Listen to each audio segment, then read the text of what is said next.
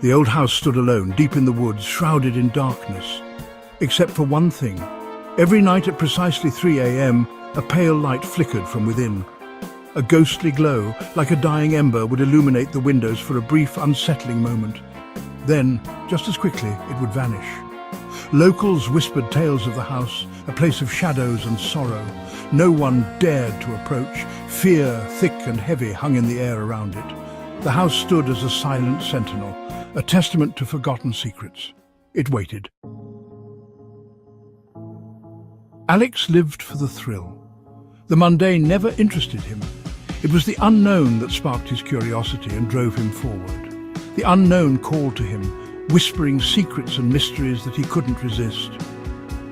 When he heard the stories of the house in the woods, he knew he had to see it for himself.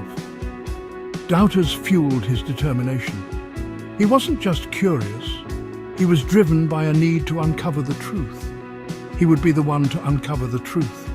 No matter what it took, he was ready to face whatever lay ahead. Armed with only a flashlight and a camera, I ventured into the woods. The night was silent, save for the crunch of leaves under my boots. The darkness pressed in around me, but I pushed forward. Each step was a test of my resolve. The promise of the unknown urged me on. It was as if the forest itself was guiding me to my destination. He found the house just as the last rays of sun faded. The twilight gave the house an even more eerie appearance. It was more imposing up close. The stories hadn't done it justice. The wood was rotten, the windows boarded up. It looked like it hadn't been touched in decades. Yet there was a strange beauty in its decay, a haunting allure that drew him in even more. Alex set up his camera, pointing it at the house. He wanted to capture every moment of this eerie adventure. He checked his watch. 2:45 a.m. He waited. The air was thick with anticipation, and every second felt like an eternity. The light came as promised, a flicker at first, then a steady, eerie glow. I raised my camera, snapping pictures.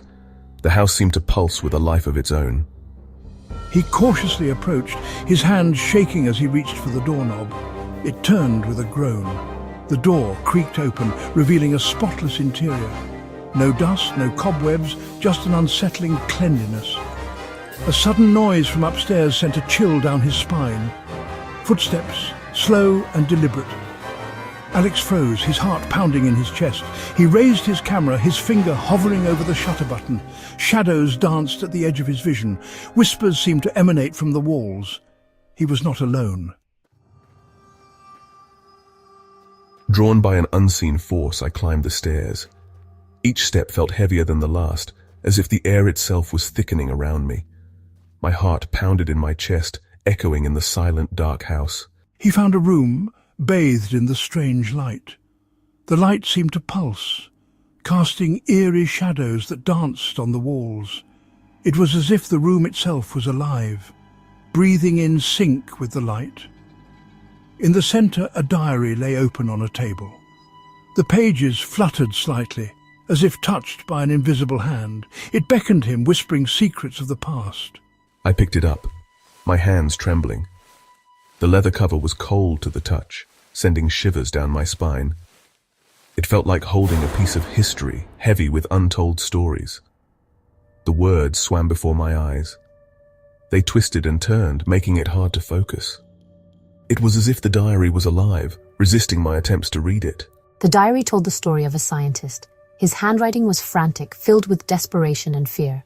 He had been on the brink of a great discovery. He had used the house for an experiment, attempting to bind spirits to the mortal realm. But something went wrong. The spirits rebelled, turning the house into a prison. He became trapped along with his subjects, forced to relive the same night for eternity.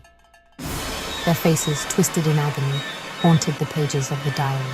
The diary ended abruptly. Alex felt a cold dread creep into his heart.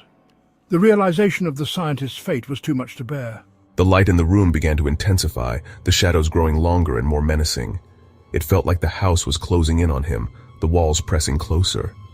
I could hear the footsteps again, closer now, right outside the door.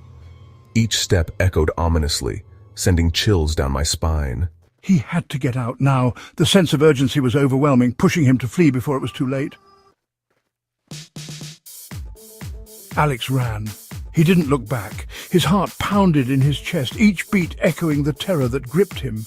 The house seemed to reach for him with unseen hands, but he broke free. The shadows seemed to chase him, but he was determined to escape.